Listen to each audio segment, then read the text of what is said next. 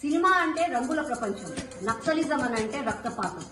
Telangana film association అవార్డులకు మీరు గదర్ గారి పేరు పెట్టడం అనంటే రక్తపాతాన్ని ప్రోత్సహిస్తున్నట్టు, ప్రజాస్వామ్యాన్ని వ్యతిరేకించిన వ్యక్తిని సన్మానిస్తున్నట్టు. గదర్ గారు ప్రజా గాయకుడు కావచ్చు, కానీ అవే పాటలతో అవే మాటలతో తెలంగాణ యువతను తుపాకులు పట్టుకొని అడ్డిదారిన నడిపించింది. పోలీసులపై, అమాయక ప్రజలపై గందరగోళాన్ని, ఎదురుదాడులను సృష్టించిన స్ఫూర్తికర్త.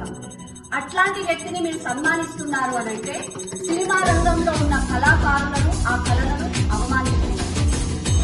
నిజంగా కూడా ప్రజాస్వామ్యం గురించి గొప్పగా చెప్పుకుంటే కాంగ్రెస్ నాయకులు ప్రజాస్వామ్యాన్ని వ్యతిరేకించిన వాళ్ళను సన్మానించి ఈరోజు తెలంగాణ యువత వ్యతిరేకంగా పొండి తప్పు లేదు అన్నట్టుగా స్ఫూర్తిదాతగా నిలుస్తున్నారు. ఒక దిక్కేమో ప్రజాస్వామ్యాన్ని మేమే కాపాడతామని చెప్పి కాంగ్రెస్ నాయకులు అంటారు. అదే ప్రజాస్వామ్యాన్ని ధిక్కరించిన వాళ్ళను, వ్యతిరేకించిన వాళ్ళను అవార్డుల మీద పేర్లు పెట్టి వాళ్ళను మీరు సన్మానిస్తున్నారు. ఇది రాజకీయమా, లేకపోతే అవమానమా, లేకపోతే నికృష్టమా అన్నది మీరు ఒకసారి ఆలోచించుకుంటారు. ఒకవైపేమో మేమే గొప్ప అని మాట్లాడుకుంటారు.